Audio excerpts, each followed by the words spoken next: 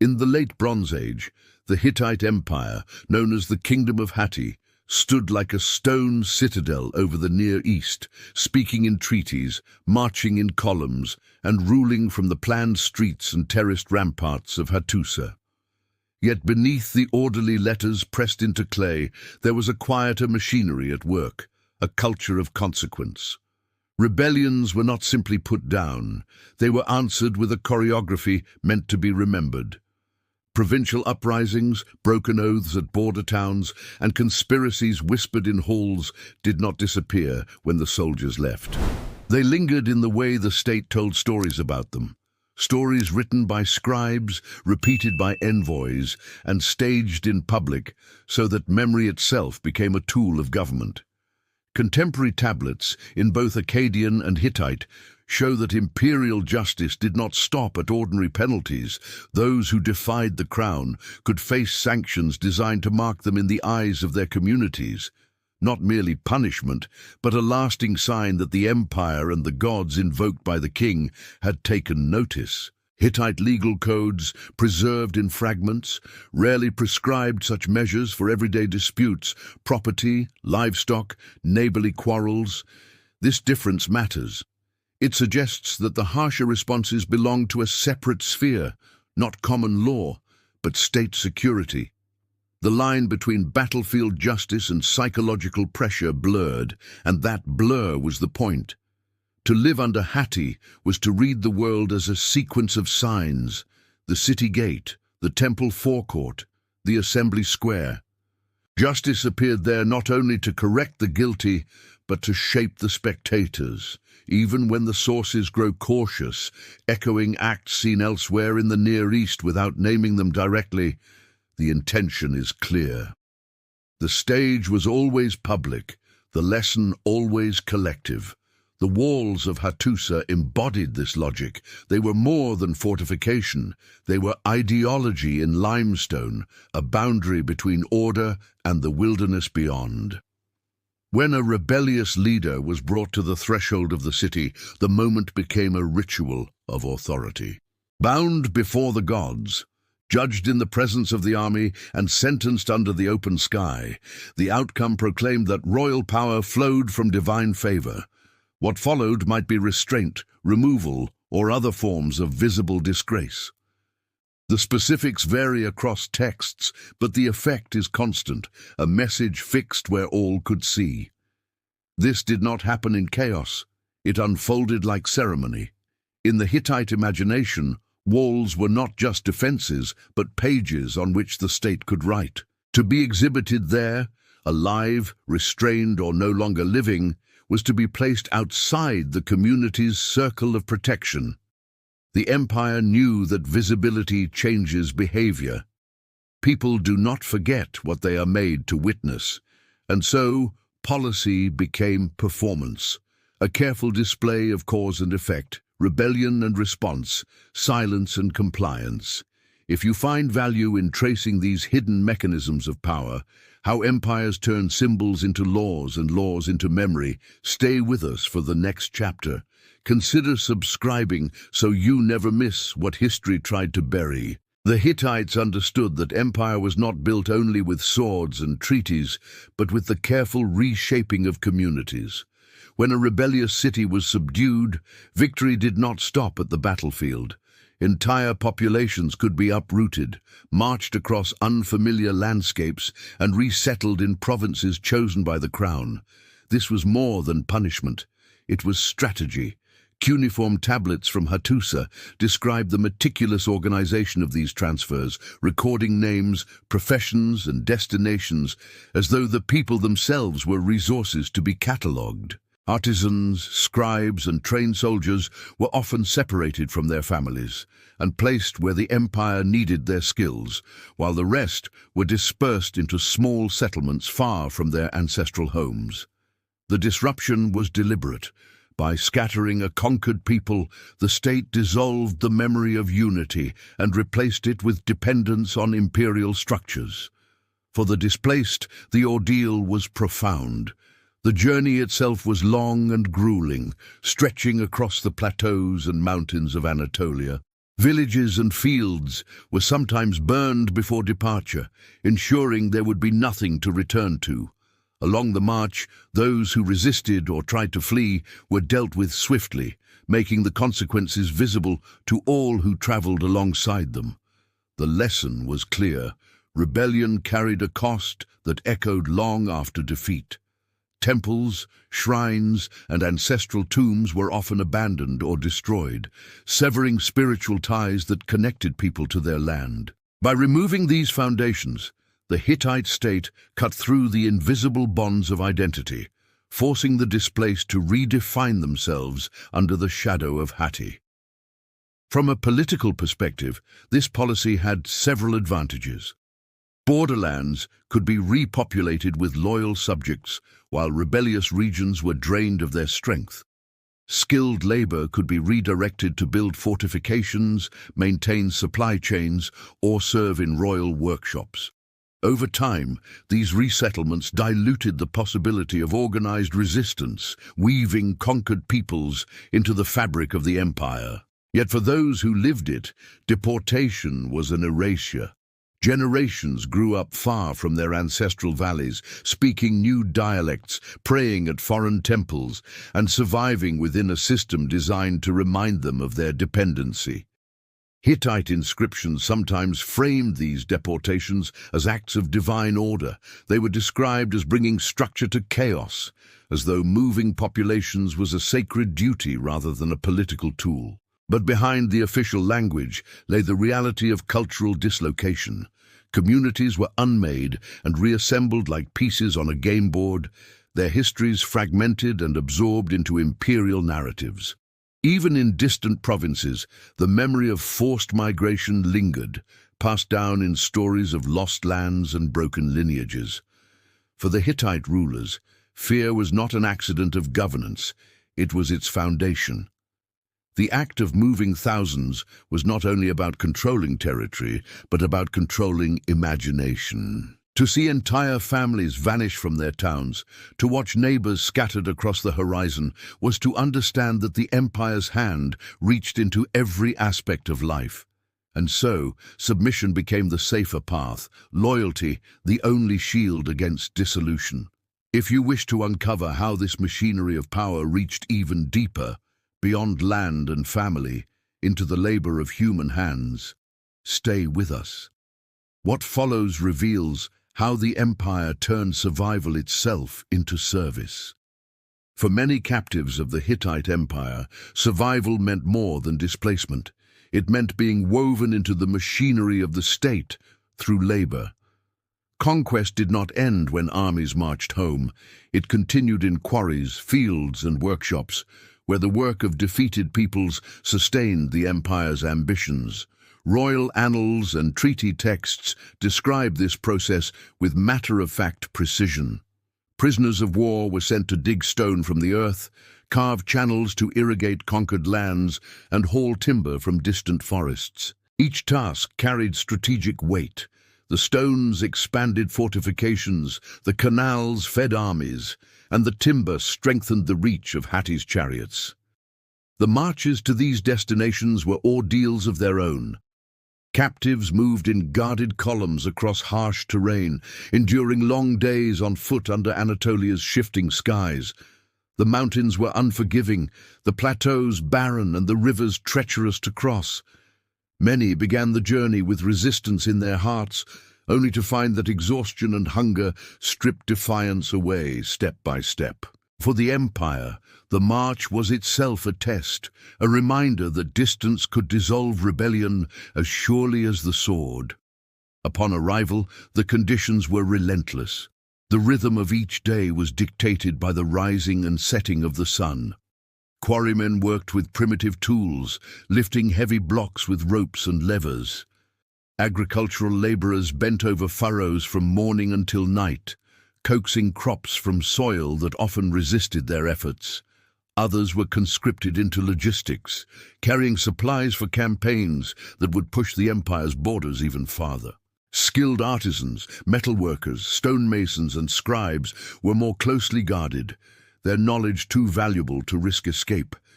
They lived under constant supervision, their skills repurposed for the glory of kings who had conquered their people. The hardships were not hidden, they were part of the lesson. Minimal rations, harsh weather, and endless work created a cycle of weariness that eroded spirit as much as strength. To labor in the empire's service was not only to contribute to its economy, but to feel daily the weight of its authority. The empire profited doubly from the buildings and harvests created by captive hands, and from the silent obedience that exhaustion enforced. In this way, the Hittite state turned enemies into tools of its own expansion. Every wall raised at Hattusa, every fortified outpost in distant provinces, carried within its stones the invisible mark of conquered peoples.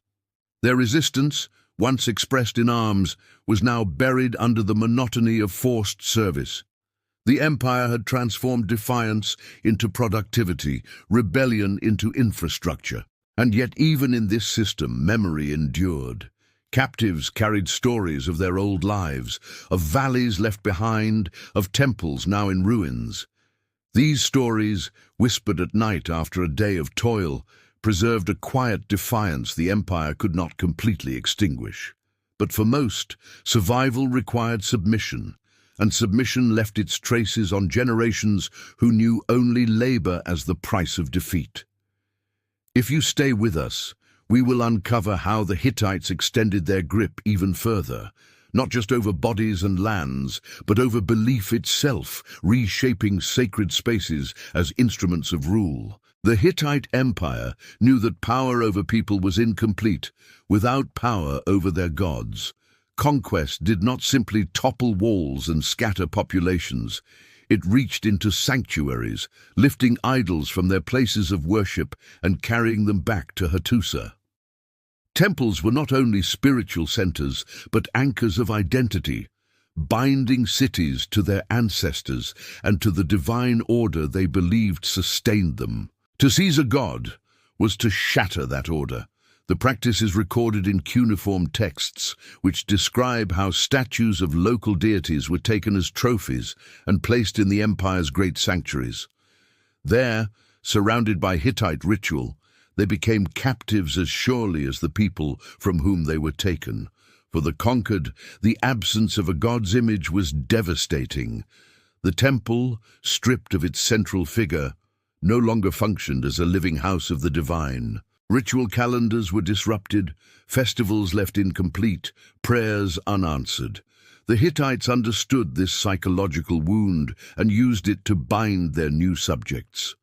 To recover their god, a city might be forced into submission, compelled to swear loyalty, or to provide tribute year after year. The divine hostage became a tool of political leverage. At the same time, the Hittites did not entirely erase these deities.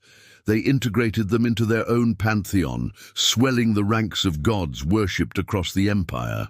This blending of traditions gave the impression of unity under the storm god of Hatti, with conquered gods standing as vassals beneath him.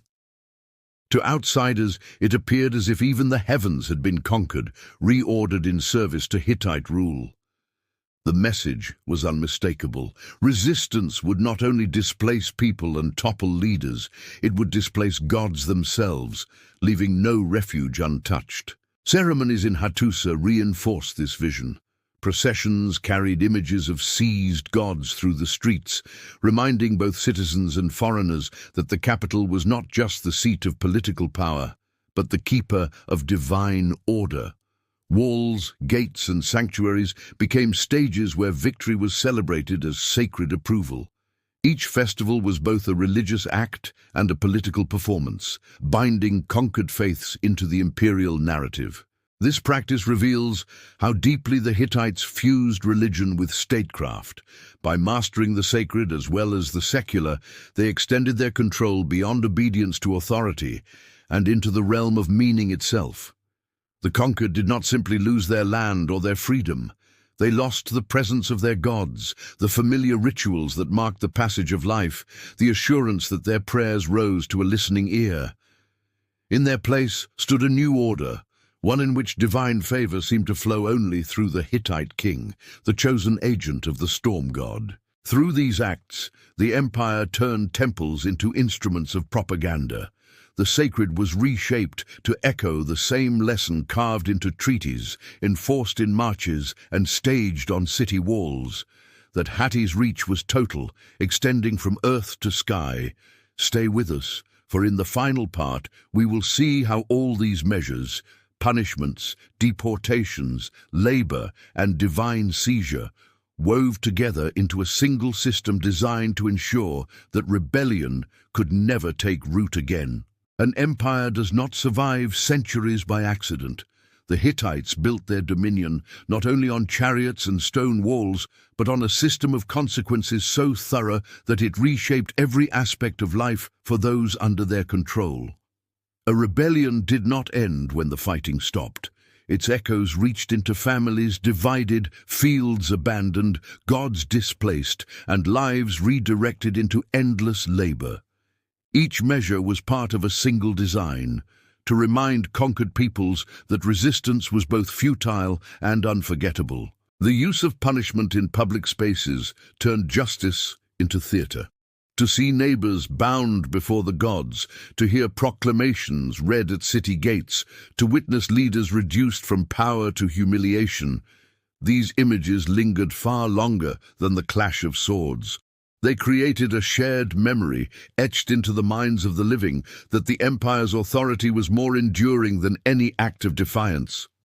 The walls of Hattusa and other cities became symbols not just of stone, but of permanence, marking the boundary between submission and chaos. Mass deportations carried this logic further. Entire populations were uprooted, their past erased, as they were scattered across provinces where memory of rebellion could no longer thrive.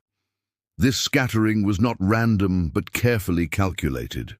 Artisans placed where their skills strengthened the empire, farmers sent to cultivate borderlands, families broken into fragments too small to resist.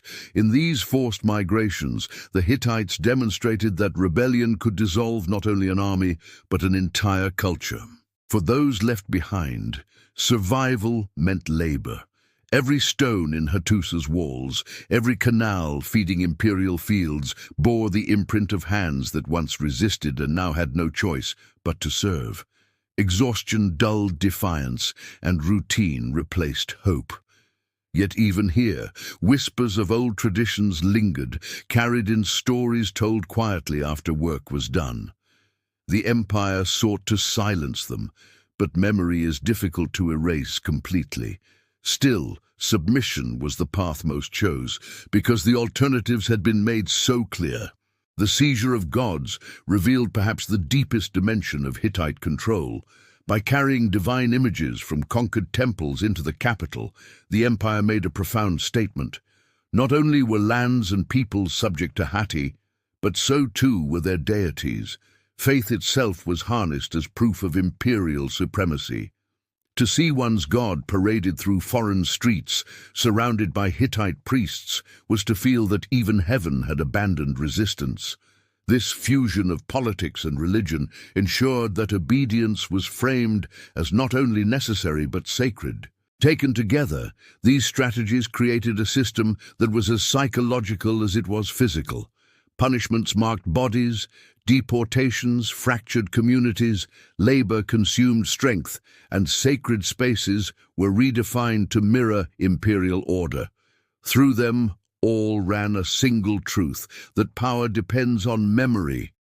The Hittites understood that people remember what they are forced to witness, endure, and lose. By turning consequence into spectacle, they reshaped not only the map of Anatolia, but the imagination of its peoples. History often remembers empires for their battles, their treaties, or their ruins.